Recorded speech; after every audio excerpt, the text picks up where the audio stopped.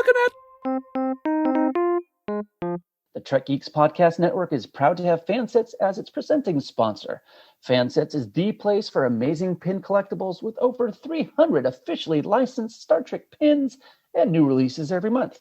Stay tuned for a special discount code good on your next order at fansets.com just for Discovering Trek listeners.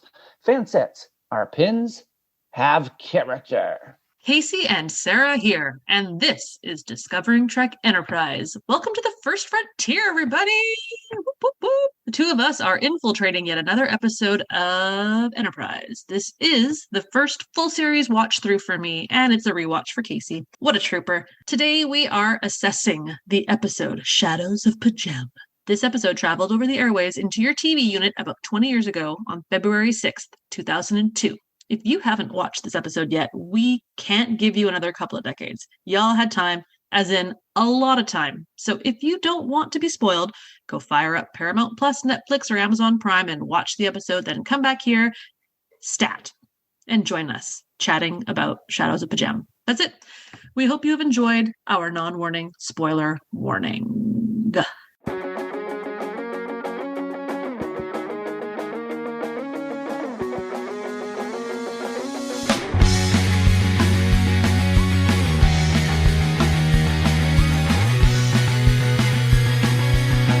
Hey, you know what? Before we get into Shadows of Pajem, we want to remind you that we want to hear from our listeners about everything Enterprise. So, how can all of you get in touch with all of us with your thoughts on the first season of Star Trek Enterprise? You can't. There's nowhere. We've been taken off the web. We got in trouble. Just kidding. You. Bill. Yeah. It was Bill. It's always Bill. There are a bunch of ways you can do that. You actually can still get in touch with us. Of course, you can go to trekgeeks.com/contact and leave an email or a voicemail to get us your thoughts. On Twitter or Facebook, all you have to do is search for Discovering Trek, and you can leave us a message there too. Mailing an Etch-a-Sketch is probably a disaster waiting to happen. So how about an easier way to rattle our cage? Leave us a voicemail by visiting our website at trekgeeks.com and click on that big red button. Just kidding, it's blue. It's still blue. Oh, almost had him. Remember She's that any... teaser. I know. Just click that X in the top right corner. And I love that. Oh, man. Remember that any comments you leave us might be used in a future episode of Discovering Trek. Okay, enough of that. On to the pie chart. I love that. Click the big X on the corner. Oh, my God. Get out of there. Get out. Pie. How many slices are you giving this episode? Tell me. I'm giving it 4 slices. Okay. It's a for me this is kind of a meringue. So it's sweet. It's something that is semi-satisfying, but leaves me craving for more. How about you? I gave this 5 slices of marshmallow mermaid pie. I loved this episode. Woo! Now, before we move on, what the heck is marshmallow mermaid pie? It is a reference to a pie made in a movie I love called Waitress, where she makes all types of pies. And so I was like, I wonder what some of the funny names were, because she had names like Lonely Chicago Pie or I Hate My Husband Pie. It's a cute movie. And I was like, I'm going to put one of those in my recap for pie slices. So yeah, 5 slices. I watched this right after I watched the previous episode we discussed last time. And I found that this one, I was like, I'm going to watch. I'm paying attention. This is good. I'm liking this. So there you go. Maybe it's also because I had the pressure of having to do my rhyme, though. So I got to make sure I know what's going on in order to write a rhyme. It helps to know the episode when you're rhyming it. Helps to know the episode. All right. Are you ready for said recap? Let me sit down. Hold on. Buckled in. All right. We are ready. All right. It starts with a tone. The Vulcans are mad. They do not like Archer. They don't think he's rad. Joint fleet operations for now are on pause, so the Admiral call Archer to discuss what's the cause. Jeff Kober is a guest star. He's such a fine bloke, and Trip's not on this away mission. Psych, that's a joke. Archer gets some bad news. T'Pol is in trouble. They're sending a ship right now on the double. But she's part of my crew, is what Archer pleads, while Phlox wishes her well and applauds her good deeds. Archer and T'Pol fly now to the planet, but soon they are captured. This is garbage, goddammit! Captain talks of Houdini, and they try to break free. They try to stand up, but fall hard like a tree.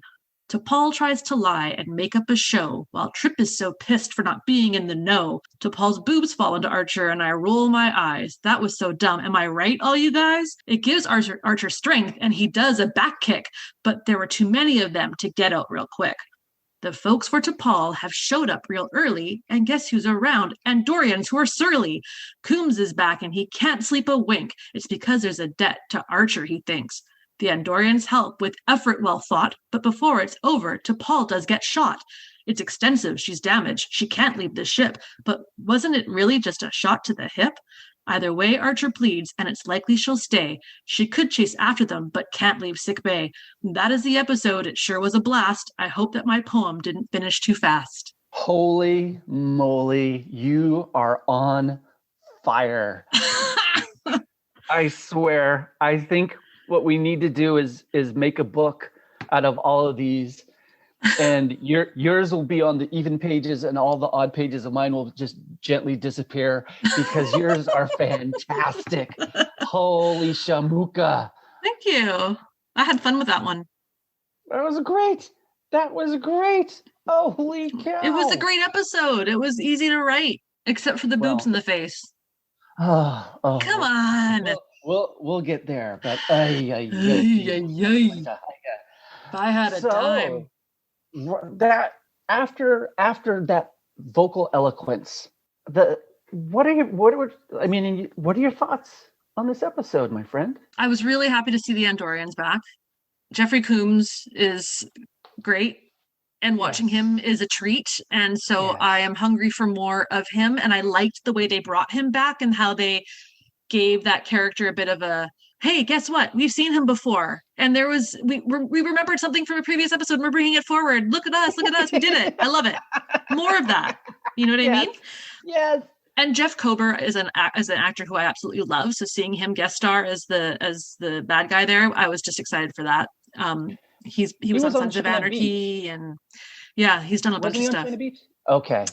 And then Trip is in charge again, and he never has a smooth day on the desk when he's there. And I'm a little bit disappointed in the fact that he just gets thrown into the seat and doesn't bother to do any homework or prepping, because he's yelling at this planet how come he didn't tell us there's a backstory? How come he didn't ask if there was a backstory?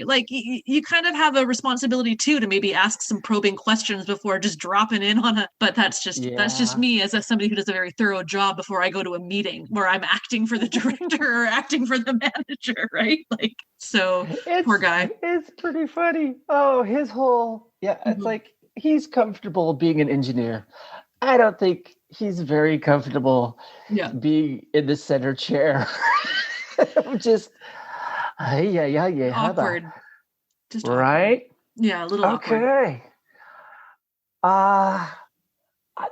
Like this episode. Kind of very interesting, getting geopolitical and diving into, hey, who are bad guys, who are good guys, who are being oppressed, who are doing the oppressing, outside influences by Vulcans, the Andorians not trusting anyone at all. How about at the beginning, boy, all the Vulcans, all of them so far seem to be just jackasses. You know what, Gary Graham, shame on you. How dare you? I'm talking about the actor personally. How dare you? No, he's great. He's so great because he just plays a guy that you're like, oh man, I just want to smack him upside the head. Yeah. And same with Vaughn Armstrong. It's just how dare you, Vaughn, because stand up for more, like I want these two, like, just, I want almost more emotion from them. I want them punching and fighting. I want that Vulcan to lose all of his control, because it's there is enough of that emotion that's supposed to be there. So it's kind of like, it's very, I think you've been saying before previously, like, that it's very 90s, like 80s. Like, I think there's room for some more grit because you have such amazing actors. Yeah. If you're going to be the odd couple there in a scene, be the odd couple. Yeah.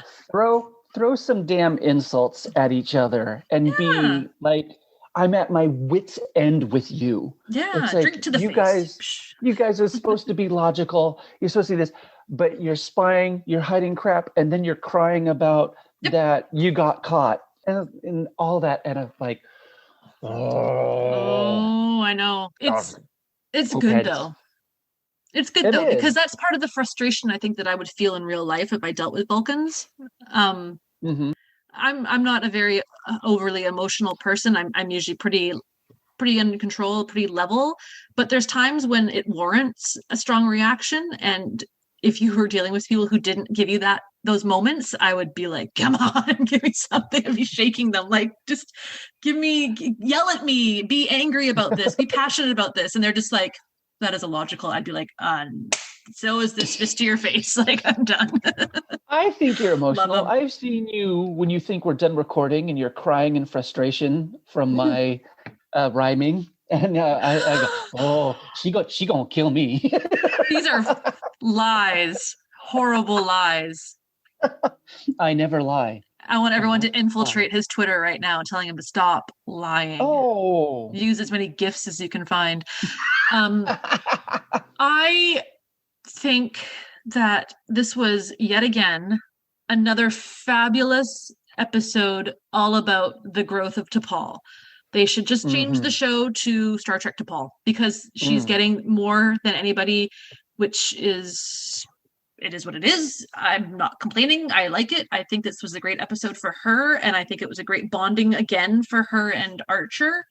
And I enjoy her character much more than I ever anticipated I would. I hear you. I think there's a definite, and especially after the previous episode, Sleeping Dogs, I think there's a definite, you see the arc, you're starting to see her arc. The growth chart is happening. And, her just like the very quick thinking on the planet that she's the captain and Archer's, a steward.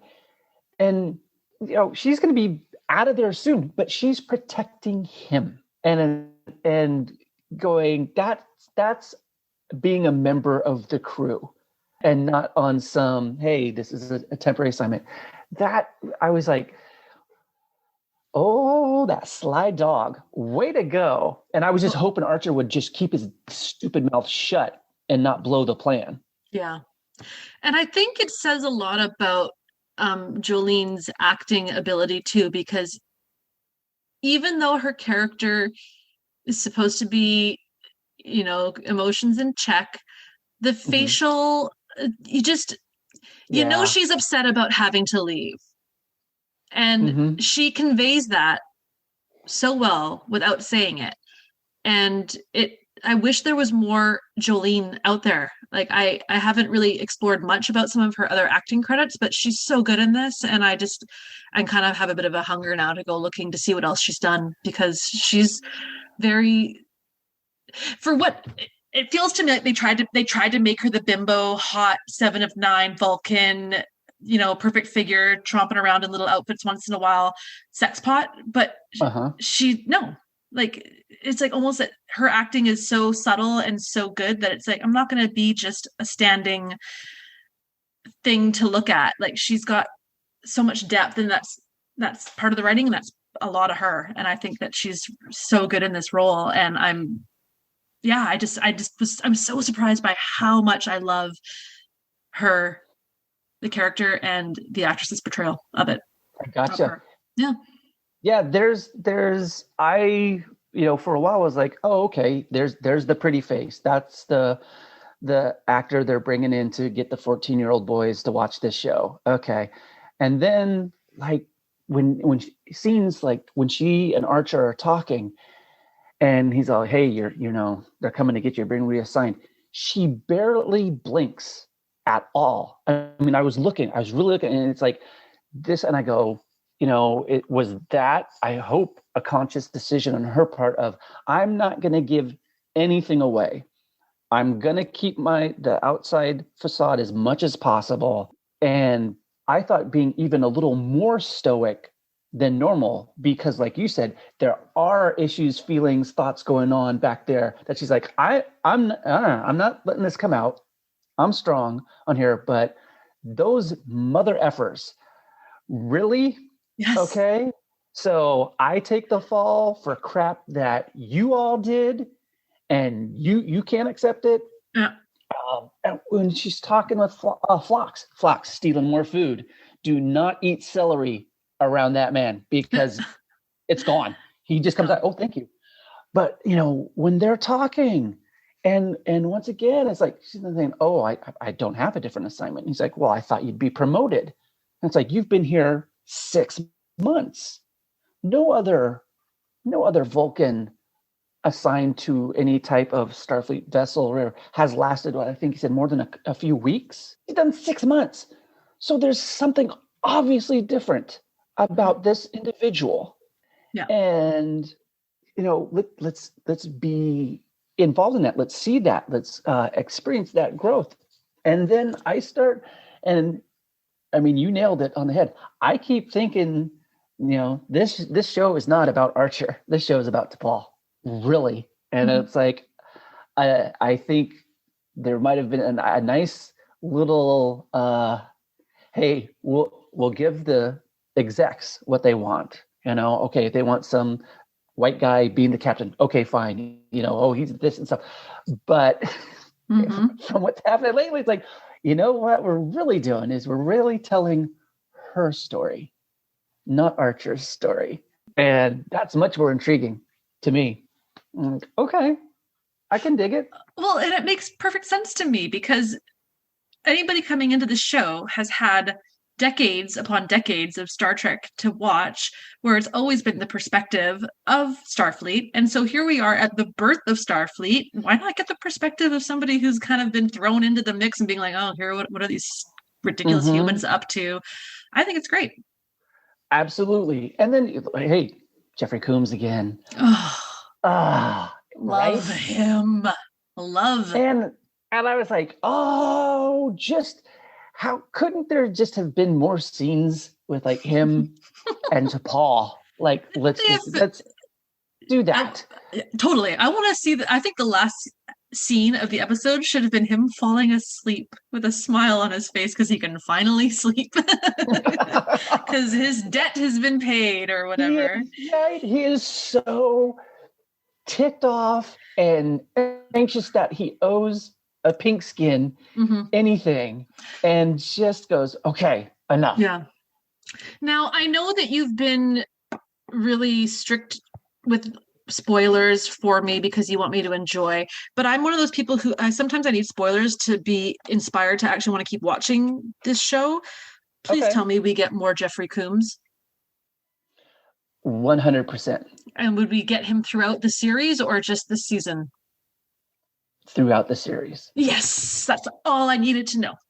Because he's great. And that's the kind of stuff that I like to hear, because that keeps me wanting to watch, because this is a storyline now that I'm into. I really enjoyed the first episode, the Andorian incident. I really liked that, and I really liked this. And so it's no different than Deep Space Nine. I struggled with the show the first time I watched it. It was okay. Oh, here's Worf. Oh, something you're familiar. You're trying to pull the TNG crowd in that haven't latched on. Oh, okay, that's good. And then you get the Dominion War. And then you get Jeffrey Combs, PC Biggs, like these great characters. And it's like, oh, you're going to spoon feed me this for the next couple of seasons? I'm in. There you go. Combs, like wherever he is, if there's going to be a Combs flick on Joe Bob Briggs, I watch it. If he's going to be a guest on something, it's like, okay. Yeah.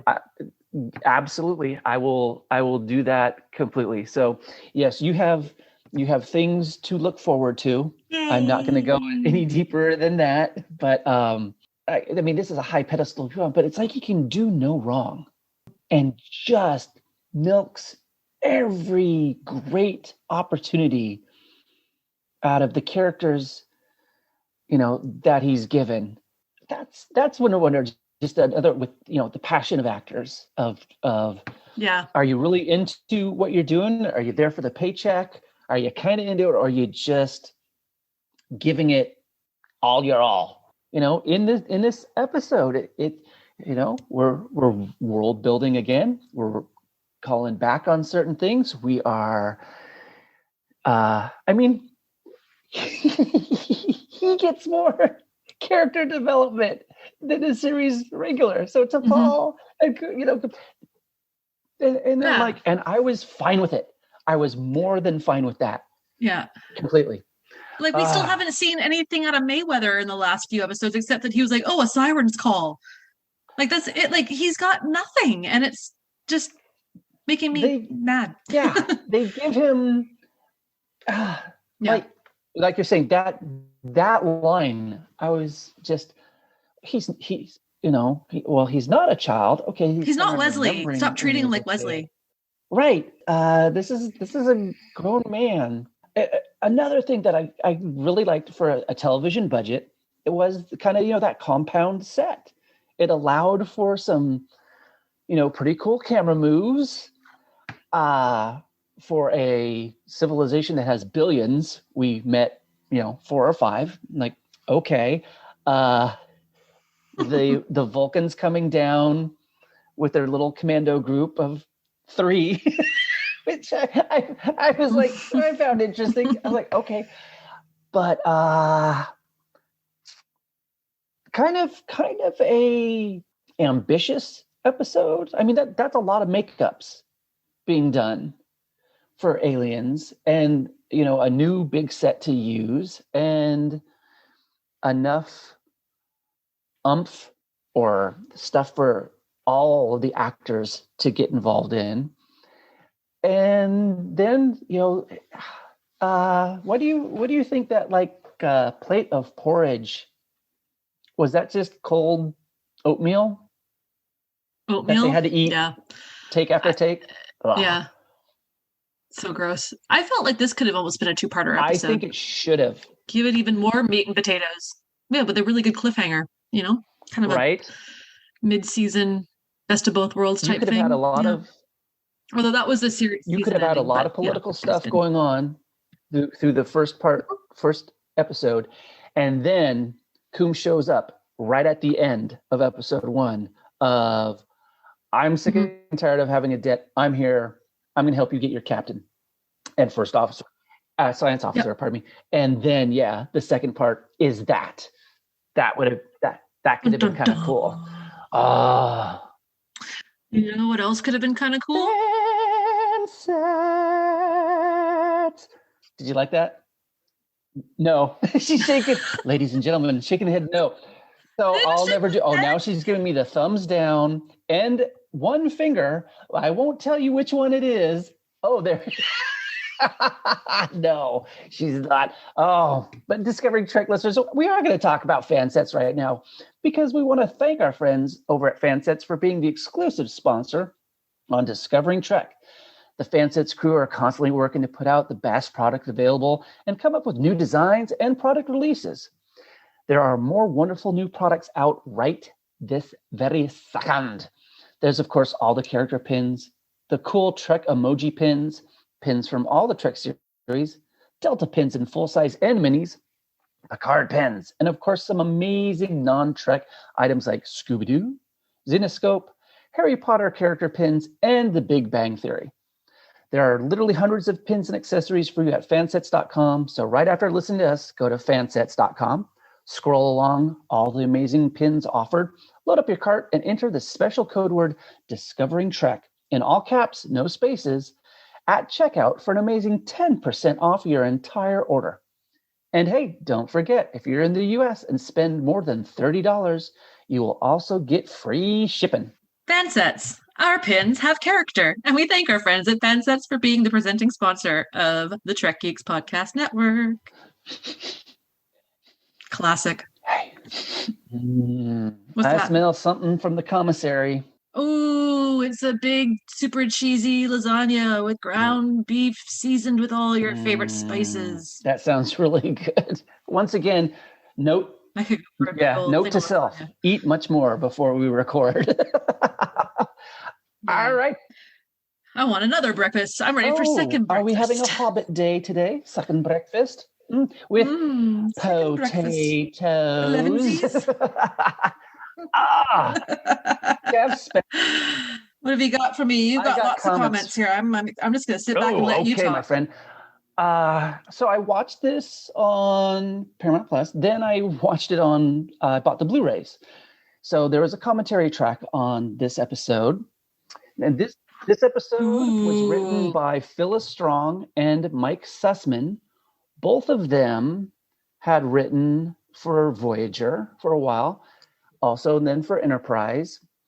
And they had some, interesting comments, because not only then did they write, but then they also ended up being producers on Enterprise as well.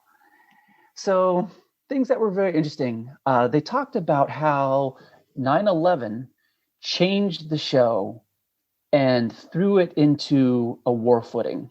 So there were other possible stories or storylines that they might have gone into, but because of everything going on and the climate in the U.S., that they got into this war footing earlier than anticipated for the series.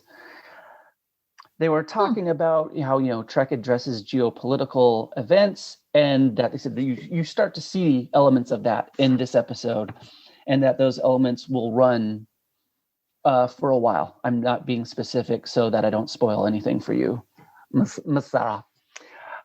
Spoil. Quote, touched on this earlier. The writers proclaimed the boobs to the face was not their idea. They were asked to put it into the episode, and the writer Sussman goes, "Was it a little too cheap? It might have been. It absolutely was." So I think this was a Berman Braga, if they were asked to put it in, of, hey, you know what? Do this. And it would be really fun. It would just be the cutest thing ever. No, just demeaning it, and it's pointless. It's like, really? It's tacky as hell. And like, thinking of, if you're trying to attract the young men to watch this show, wouldn't they be just going over and reading Maxim anyways? And, that type of stuff. And so I'm glad the writers addressed this. They did their audio commentary, I think it was at least 10 years after the show. So they weren't stuck politically with this, but they were still, from my point of view, kind of gingerly walking around this issue, because they even said, well, it was well executed, but no, it's a crap idea from my point of view, and something that just, I feel for both actors having to do that scene. It just cheapened both of them. It's just such an example of how things have changed so much, because we're in a culture now that is very, very politically correct, and sometimes almost too much, in the sense that some people are being slaughtered online for no reason, because they're just trying to have their own personal opinion about something that's not controversial, but that's a whole other story and podcast.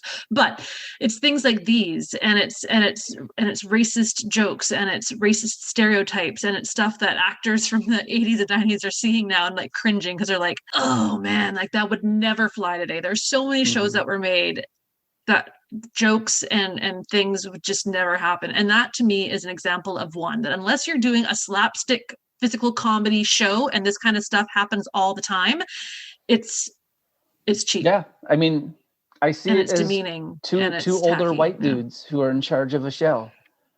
I mean, I just go straight to that, because there's certain things I go, I don't see certain things as being politically correct. I go, you're not the butt of the joke. You're this wasn't like, hey, Archer's almost out of the restraints and trips himself on the foot restraints and falls on his ass, or, face down first by himself. It was, oh, wouldn't this be clever? Hey, we'll sneak in a little TNA by doing this. And it's not clever. It's like you're clubbed over the head with something. And then that's where I get insulted to go, I'm not that stupid. And honestly, if you think teenage kids watching this are that stupid, then you've lost touch as well, because they know exactly what's going on there. The writers also talked about, Strong and Sussman said there was something that they wanted to do for the far future of this series, and that, why is T'Pol special? How is this Vulcan, when there's been other Vulcans put on ships that haven't lasted long, but how did this Vulcan be able to do it? And they revealed something that didn't come to pass, but they were considering, is T'Pol half Romulan? Ooh, right? That would have been interesting. Yeah. And does she know? Does she not know? Most likely doesn't know. And, is Daddy a spy or an exile or? And I thought, boy, that could have opened up opportunities deep in the character, but is it necessary? But I also think that there's so much, no, it's not, because I think that there's so much potential for someone to really dive into the culture that is Vulcan. I mean, if you suppress yourself under the guise of religion or whatever, there's always going to be people who go to the beat of a different drum. And there's always that's what society is. There's you and me, we're very different people, but we're both humans. And there's going to be no difference in Vulcan. There's going to be those that have more of a creative mind and then more of the science mind, whether they're oppressing their emotions or not. There's going to be just difference of opinions and difference of upbringing. And I think that it's okay for her to be different.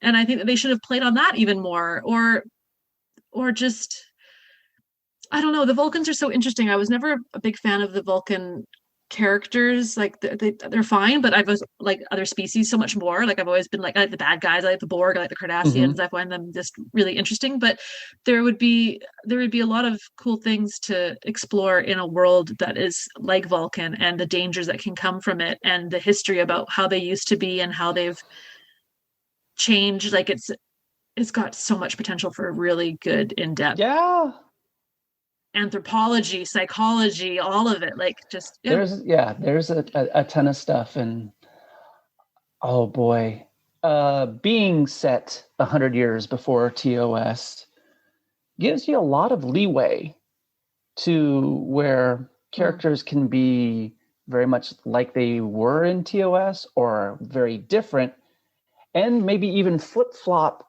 during those 100 years. I mean, society changes a lot. I mean, I think about like certain TV shows, what I think is 80s, early 90s stuff like NYPD Blue on network television, like showing bare butts, all right? Side boob, a naked dude from behind walking into a shower, and you're like going, holy moly. And then stuff changes where, things tighten up.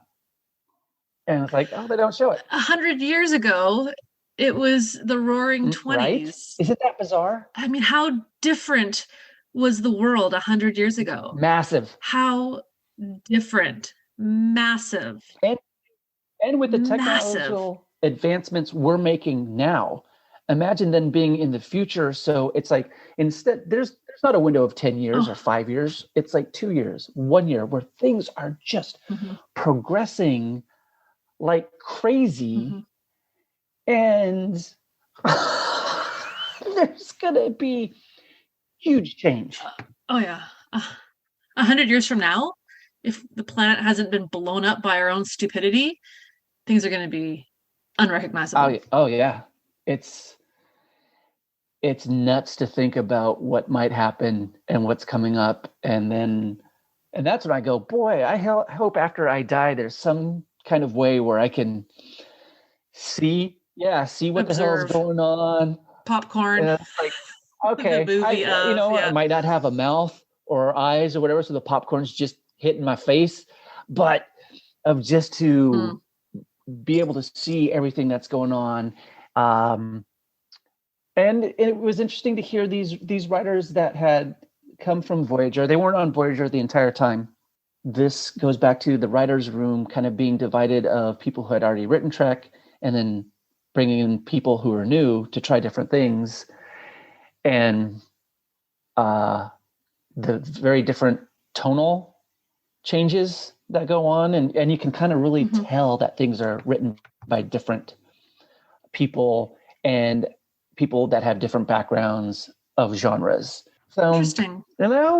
I like that. That's actually some really good little bit of back information that makes a great episode even more interesting because I think it's important to kind of get that perspective of those that were there. It's cool. For sure. And it's, I think, cool to hear them not recording their commentaries immediately after, because I think they're a little free of, hey, I'm not worried about having the same gig next year, so I can say if I thought this was well done or not. Yeah. Totally. Yay! I like it. We did it. We ate all of our food. We finished up our plates of slop. That concludes our coverage on this episode, Shadows of the Gem. We will be back next time to discuss Shuttle Pod 1 as we continue to celebrate the 20th anniversary year of Enterprise. Until then, remember, you can subscribe to Discovering Trek by searching for us on Apple Podcasts, Spotify, Google Podcasts, or by heading to discoveringtrek.com. You can find us on Twitter at Discovering Trek. If you're enjoying what we're doing here on Discovering Trek and the Trek Geeks Podcast Network, please consider supporting us on Patreon. As a subscriber, you can get access to the unedited recordings, which you would have heard me just mess up, as well as exclusive content and great subscriber rewards, like our annual supporters pin from Fansets and our exclusive Trek Geeks Podcast Network t-shirt. We would like to take a moment to recognize the following amazing producers of Discovering Trek. Thank you, producers, for all your support.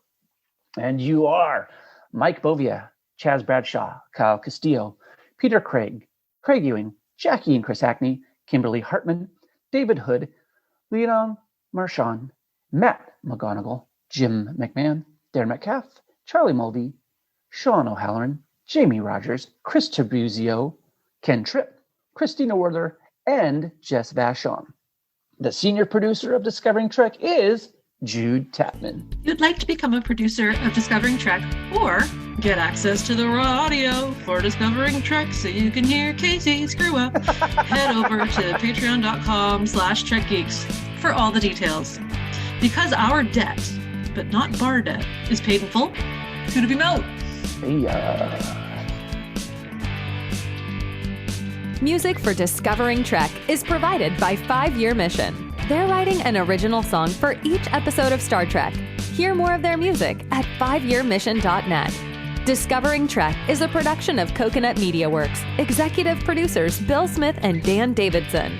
For more great Star Trek discussion, discover the other shows of the Trek Geeks Podcast Network at trekgeeks.com or find us in Apple Podcasts, Spotify, or your favorite podcast app.